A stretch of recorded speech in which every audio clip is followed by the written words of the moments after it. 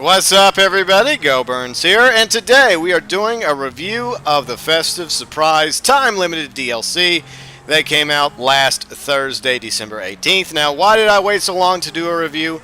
Well, because a lot of the elements of the Festive Surprise DLC weren't officially activated until this week. So we're going to go over all that, the pros, the cons, then the final verdict. Was it a good DLC? Did it actually add something to Grand Theft Auto Online?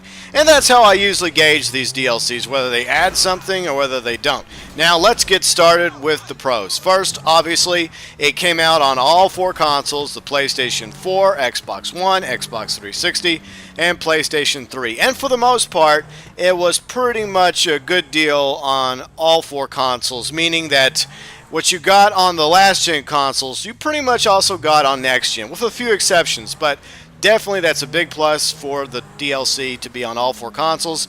Now, somewhere down the road, that may not be possible because the hardware capacity of last gen is just not as powerful as next gen. So, future DLCs, you may start seeing a lot more things on next gen that you won't be seeing on last gen. It's just a sad reality, but that's just how it is.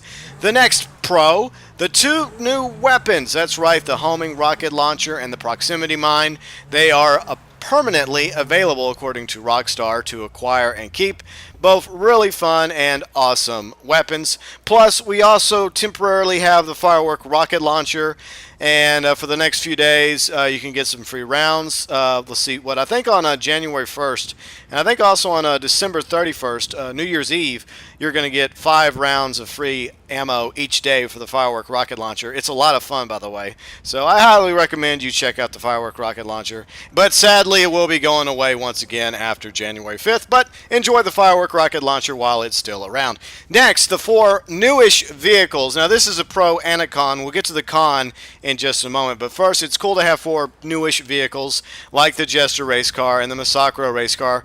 You know, both upgraded slightly versions of the Jester and the Massacro. They have liveries on them, which are really cool looking, and there's a little bit better performance in each vehicle, but not by much. Then, of course, we have the Rat Truck, which is basically a clean version of the Rat Loader, and the Slam Van, which is actually one of the tow trucks in story mode, but still cool looking trucks.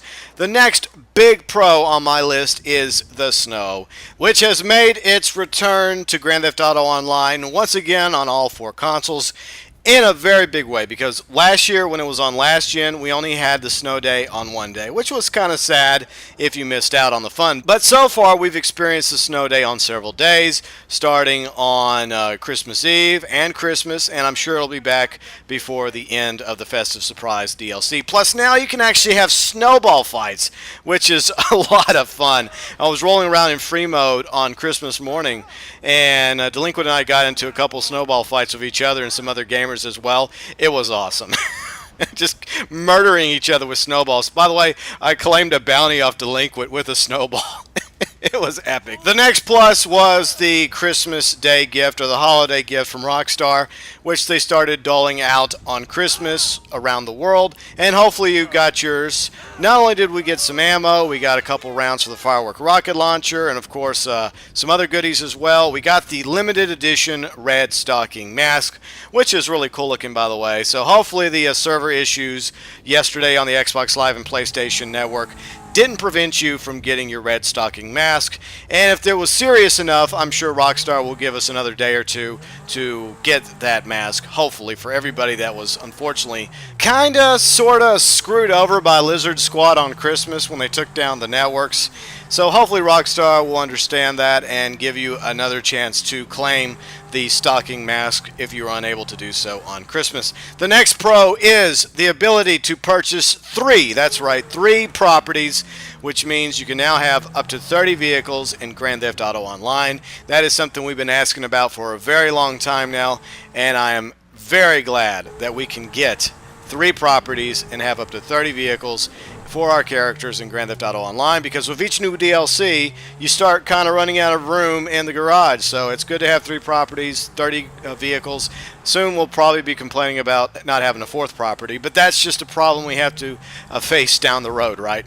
The next one is seasonal clothing. Definitely a pro and a con. We'll get to the con side in a moment. They gave us a lot of awesome Christmas swag from last year, like the Santa Claus masks, the reindeer masks, the outfits, really cool stuff. Plus new costumes for Christmas, pajamas, ugly sweaters, new masks as well, penguin mask, creepy looking gingerbread mask, and several awesome free hats available now through January 5th. So for the most part, the seasonal clothing is a pro.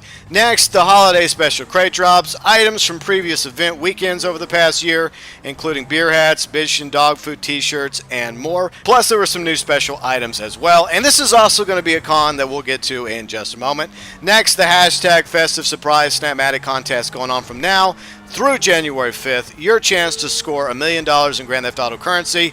1 of 5 will win, depending on how good your photo is. So be sure and take a festive photo with you, maybe some of your friends looking all Christmassy, all holiday spirit-like. And of course, be sure and hashtag it Festive Surprise over on Snapmatic in order for your chance to win $1 million in Grand Theft Auto currency. Some of the other pros real quick. There were several fixes made, improvements to first person. That's really good for a lot of people into first person games that have come over to Grand Theft Auto 5 because of now the first person experience. New parachute bags, 5 altogether, all of which are military themed. They look really cool, especially the black one. 30 brand new tattoos and a partridge in a pear tree. Okay, I was kidding about that last one.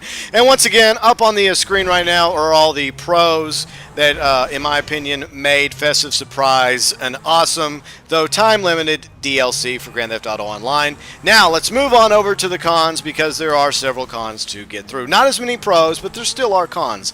Now, the vehicle cons regarding the rat truck and slam van. They are categorized as muscles.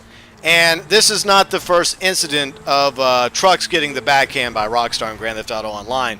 The Bobcat XL is classified as a quote-unquote van. Don't get me started on that. Then there's several trucks that are in the off-road section, which makes more sense than vans or muscle. So either put Rat Track and Slam in off-road, or take all the trucks from the various categories, Rockstar, and create a new truck category, because I do have issues with that. The next con is actually tied into the last one. It revolves around the Slam Van, which I have no problem with it being the stripped-down version of the tow truck from story mode. My issue is that unlike the Rat Truck, the Slam Van has no customization options at Los Santos Customs. No charger, no anything. I think that Rockstar seriously dropped the ball by not adding different exhaust features and whatnot, so that we could, make our Slam Van a little bit more unique than it looks. But it's still a cool looking truck, so I just wish they would have added a bit more customization mod options in Los Santos Customs for the Slam Van. The next con, of course, is Rockstar should have allowed us to keep and buy the Festive Surprise clothing. Now, a lot of you may not realize this, but the Festive Surprise clothing is seasonal. That means that after January 5th, Rockstar will take all that away from us. Even though it was free at the shops, we don't get to keep it. Now, hopefully we'll be able to keep our stocking masks, especially for high. So I'm sure we'll get to keep the mask. But all the other masks and all the other clothing and hats that are really cool looking that had the words free by them, yeah, those will most likely be going away. And I hope I'm wrong about that, but last year that's exactly what happened in the previous holiday DLC that came out. So maybe Rockstar won't do that this time around, but I guess we'll find out in a few weeks. But I wouldn't get my hope up on that. The next con revolves around the special crate drops, despite the fact that it was really good of Rockstar to have some new items and old items for people to get.